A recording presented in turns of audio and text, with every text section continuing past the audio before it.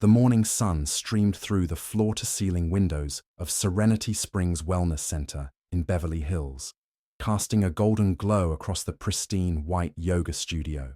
The space was a temple of tranquility. Soft meditation music played from hidden speakers.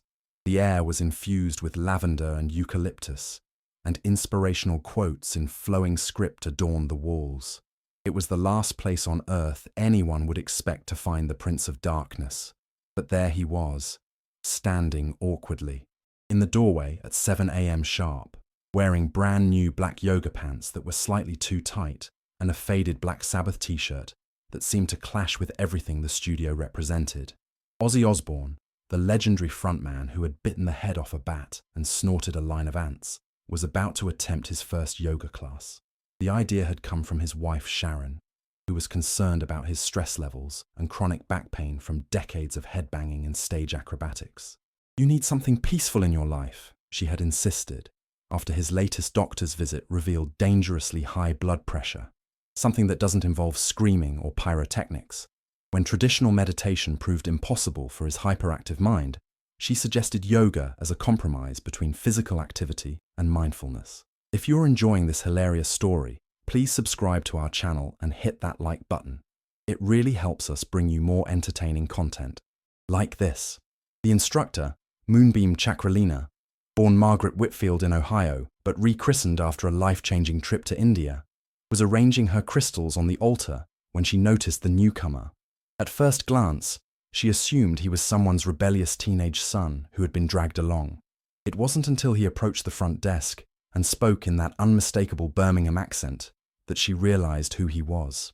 "Right then, I'm here for the morning yoga," Ozzy announced to the receptionist, a 20-something blonde, who nearly dropped her green smoothie in shock. You're actually Ozzy Osbourne," she stammered.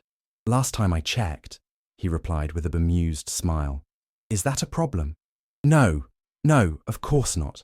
It's just, wow. I mean, welcome to Serenity Springs. I'm Jessica, and I'm a huge fan of your music. My dad used to play Black Sabbath albums when I was little." Moonbeam glided over, her flowing white robes trailing behind her like gossamer wings. She was a vision of serenity, silver hair braided with tiny bells, arms adorned with meaningful tattoos in Sanskrit, and eyes that seemed to hold the wisdom of the ages.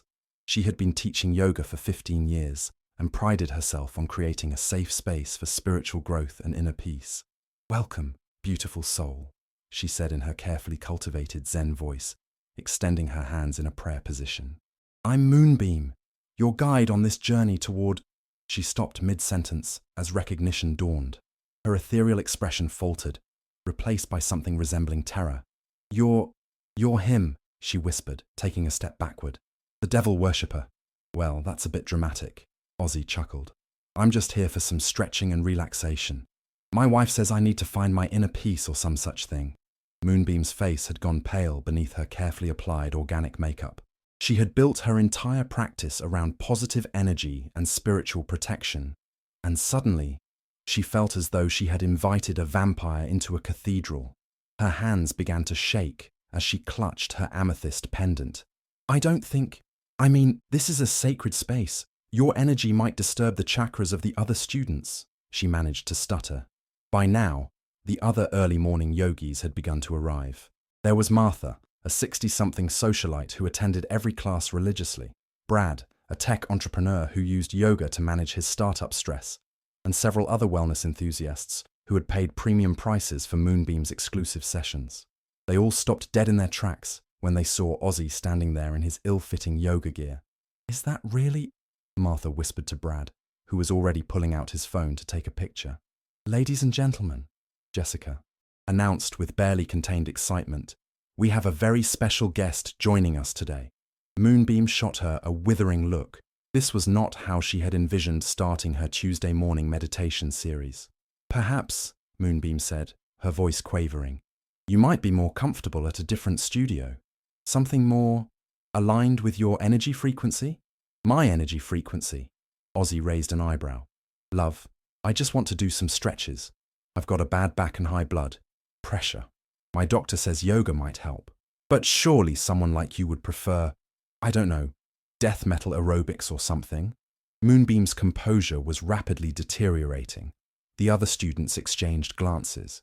This was not the inclusive, judgment-free environment they had been promised in the studio's marketing materials. Look, Ozzy said patiently, I paid for the class same as everyone else. I brought my own mat. I'm wearing the proper attire. Well, sort of. And I promise not to bite anyone's head off during the session. Can we just give it a go? Moonbeam looked around desperately, as if hoping someone would rescue her from this situation. Her worst fears about negative energy invading her sacred space seemed to be manifesting before her very eyes. I really don't think this is appropriate, she said, her voice rising slightly. Your presence might disrupt the spiritual balance we've worked so hard to achieve here. What exactly are you saying? Martha interjected, surprising everyone. Are you discriminating against this gentleman because of his profession? It's not discrimination, Moonbeam protested. It's about maintaining the sanctity of our practice. This is a place of light and love, not whatever dark energy he represents. The studio fell silent, except for the soft chanting music that continued to play from the speakers, creating an almost comical contrast to the tension in the room. Right, Ozzy said slowly, his expression hardening. So you're kicking me out because of who you think I am, not because of anything I've actually done. I'm protecting my students and my space from negative influences, Moonbeam replied, though her voice lacked conviction. Negative influences? Ozzy's famous temper began to flare. Lady, I've been sober for over a decade. I donate millions to charity every year. I've been married to the same woman for 40 years. But you see the long hair and the leather pants, and suddenly I'm the devil incarnate. Your music promotes violence and darkness, Moonbeam shot back, her carefully cultivated serenity completely abandoned. Have you ever actually listened to my music? Ozzy demanded. Really listened? Because most of it is about overcoming darkness, not celebrating it. Diary of a Madman is about mental health struggles. Shot in the Dark is about finding hope when everything seems hopeless. Mama, I'm coming home is about redemption and family. The other students were watching this exchange with fascination. This was definitely not what they had expected from their morning yoga session. I don't care what your songs are about, Moonbeam declared, her voice shaking. I can feel the negative energy radiating from you. You're disrupting the feng shui of my studio just by being here. That's enough, Martha said firmly, stepping forward. Moonbeam, I've been coming to this studio for 3 years, and I've never seen you treat anyone with such blatant prejudice. This man has done nothing wrong. Martha, you don't understand, Moonbeam began. I understand perfectly, Martha interrupted. You're acting like a bigot, plain and simple. Yoga is supposed to be about acceptance, compassion, and non-judgment. Right now, you're displaying none of those qualities. Brad nodded in agreement. This is really uncomfortable. I thought this was supposed to be a welcoming environment. Moonbeam looked around at her students' disapproving faces and realized she was losing control of the situation. In her panic, she made a decision that would haunt her for months to come. Fine, she exclaimed, throwing her hands up dramatically. If he stays, I'm leaving. I cannot and will not teach in the presence of such dark energy. Choose him or me. The ultimatum hung in the air like incense smoke. The students looked at each other uncertainly, then at Ozzy, who stood quietly in the center of the storm he had apparently caused simply by showing up. Well, Ozzy said after a moment, that's quite a position you've put everyone in. He began rolling up his yoga mat. Tell you what, I'll go. I didn't come here to cause trouble. Wait, Martha said, placing a gentle hand on his arm. Don't you dare leave. You have every right to be here. She's right, Brad added. This is discrimination, pure and simple. One by one, the other students began to voice their support for Ozzy and their disappointment in Moonbeam's behavior. The instructor found herself isolated, her own students turning against her. I can't believe this, Moonbeam muttered, gathering her crystals and meditation beads. Fine, I'm leaving. When this studio becomes cursed with negative energy, don't come crying to me. She swept out of the room in a dramatic flourish of white fabric and righteous indignation. The remaining group stood in awkward silence for a moment, unsure what to do next. Well, Jessica said from behind the front desk, that was unexpected. I guess class is cancelled. Not necessarily, Martha said thoughtfully. I've been practicing yoga for 20 years. I could lead a basic session if everyone's interested. Really? Brad asked. That would be amazing. Ozzy looked around the group uncertainly. Are you sure? I don't want to impose. Maybe I should just… Absolutely not, Martha said firmly. You're staying and we're doing yoga. That's what we all came here for. What happened next was unlike any yoga class in the history of the Wellness Center. Martha, despite being a student rather than a certified instructor, led the group through a gentle but effective sequence of poses. Her approach was down to earth and practical, focusing on the physical benefits rather than the spiritual mysticism that Moonbeam had favored. Ozzy, despite his initial awkwardness, threw himself into the practice with surprising dedication. His flexibility was limited after decades of rock and roll lifestyle, but his determination was evident. When he struggled with a particular pose, the other students offered helpful adjustments and encouragement. Try not to lock your knees, Martha advised, gently, during a forward fold. Yoga isn't about perfection, it's about progress. Right, Ozzy panted, his face red from the exertion. Progress, not perfection. I like that. As the session continued, something magical happened. The group began to bond over their shared experience of being abandoned by their instructor and coming together to make the best of it. Ozzy's self-deprecating humor about his limited flexibility had everyone laughing, and his genuine enthusiasm for learning endeared him to the group. I feel like I'm in some twisted pretzel competition, he joked during a particularly challenging pose. At least when I'm on stage, I know what I'm doing. You're doing great, Brad assured him. My first class, I fell over 3 times. When they moved into the relaxation portion of the class, something unexpected happened. Martha asked if anyone had any requests for background music, and Ozzy, half joking, suggested they try some Black Sabbath. I'm serious, he said. Not the heavy stuff, something softer. Planet Caravan is actually quite meditative. To everyone's surprise, the gentle, ethereal sounds of the song created a perfect atmosphere for relaxation. The combination of Tony Iommi's dreamy guitar work and Ozzy's whispered vocals provided an unexpectedly peaceful soundtrack for their final meditation. As the improvised class came to an end, the participants were all smiling and energized in a way they had never experienced in Moonbeam's more rigid sessions. That was the best yoga class I've ever attended, Brad declared, and I've been to studios all over the city. I couldn't agree more, Martha added. There was something so authentic about it. No pretense, no spiritual superiority, just people helping people. Ozzy was beaming. I actually feel relaxed. Is this what yoga is supposed to do? Because I could get used to this. Jessica, who had been watching from the front desk, approached the group with excitement. I have an idea, she said. What if we made this a regular thing? I mean, not to put you on the spot, Martha, but you're a much better instructor than… She caught herself before saying something unprofessional about Moonbeam. I'd love to, Martha replied, but I'm not certified to teach.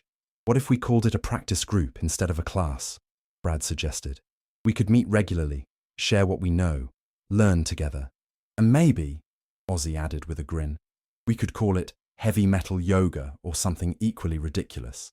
I bet there are other people out there who feel like they don't fit into the traditional yoga scene. The idea took off immediately.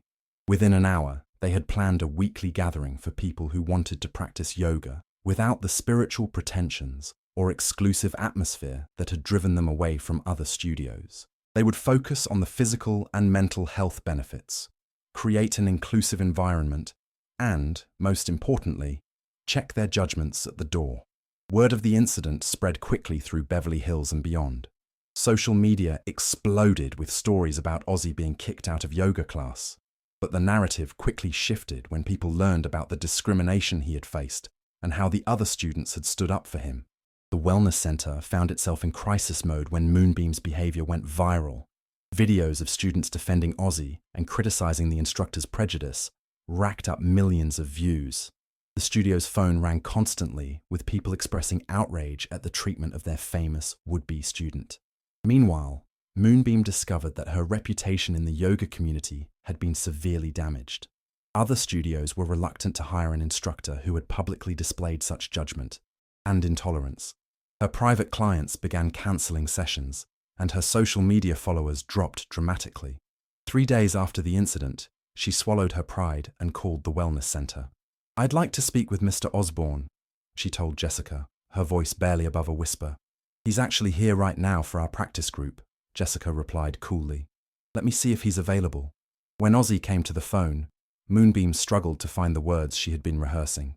"Mr. Osbourne," she began, "I owe you an enormous apology. My behavior was inexcusable, and I've spent the last 3 days examining why I reacted the way I did." "Go on," Ozzy said, his tone neutral.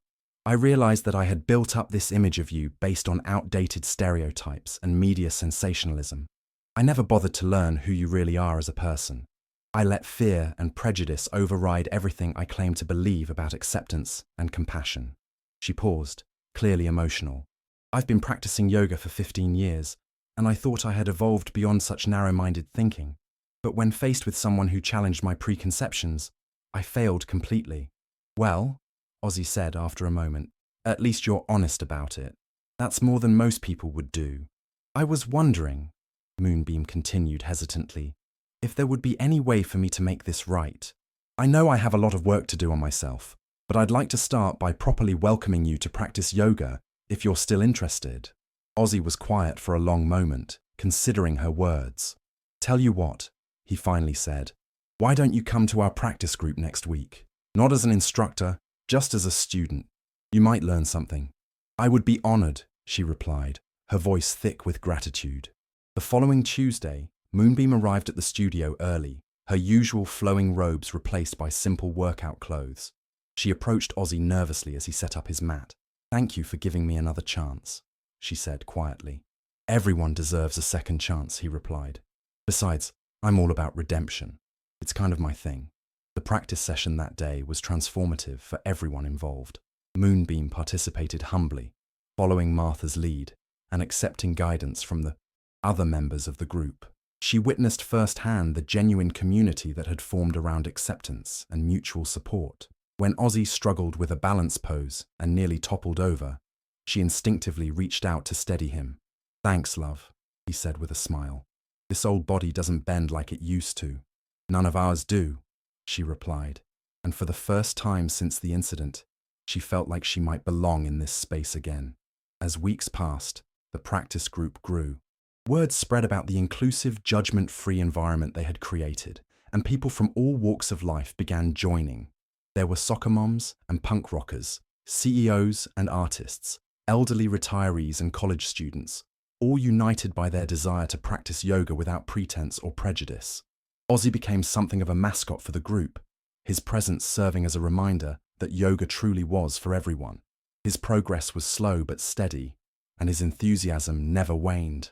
He often brought Sharon to sessions, and she marveled at the positive changes in his stress levels and overall demeanor.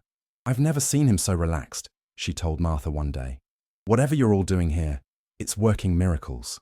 The story of Ozzy's yoga journey eventually caught the attention of national media, becoming a symbol of the importance of looking beyond stereotypes and embracing inclusivity. Yoga Journal featured the group in a cover story titled "Finding Peace in Unexpected Places," and the article sparked conversations about accessibility and acceptance in wellness communities across the country. Moonbeam, who had spent months working to rebuild her reputation and examining her own biases, eventually became a valued member of the practice group. She learned to teach with humility rather than superiority, focusing on the practical benefits of yoga rather than spiritual. Gatekeeping. "Ozzy taught me more about yoga philosophy in one conversation than I learned in all my teacher training," she reflected during a later interview. "He showed me that true spiritual practice isn't about maintaining purity or avoiding negative influences. It's about opening your heart to all beings, especially those who are different from you." The Beverly Hills Wellness Center, rather than suffering from the controversy, found itself busier than ever. The heavy metal yoga group became one of their most popular offerings, attracting students who had never felt welcome in traditional yoga spaces. Ozzy, meanwhile, discovered that yoga had given him something he didn't know he was missing. The physical benefits were obvious. His back pain had decreased significantly, and his blood pressure had dropped to normal levels. But the mental and emotional benefits were even more profound. The practice had given him tools for managing stress and anxiety that didn't involve medication or substances. "It's like meditation for people who can't sit still," he explained to a reporter. "Instead of trying to empty my mind, I focus on my body and my breath. It's the first time in my life I've found real peace without having to alter my consciousness chemically." The story became legendary in yoga circles and beyond, not just as a tale of prejudice overcome, but as a reminder that transformation can happen when we choose understanding over fear, inclusion over exclusion, and compassion over judgment. Years later, when people asked Ozzy about his most meaningful career moments, he would often mention not just his musical achievements, but the day he was kicked out of yoga class and how it led to one of the most important communities he had ever been part of. "Getting kicked out was the best thing that ever happened to me," he would say with a laugh. "It taught me that sometimes the universe has to close one door so it can blow the hinges off a better one." Ow. Thank you for reading this inspiring story of acceptance and transformation. If it touched your heart or made you smile, please subscribe to our channel and hit the like button. It helps us continue sharing stories that remind us of our shared humanity and the power of giving people a second chance.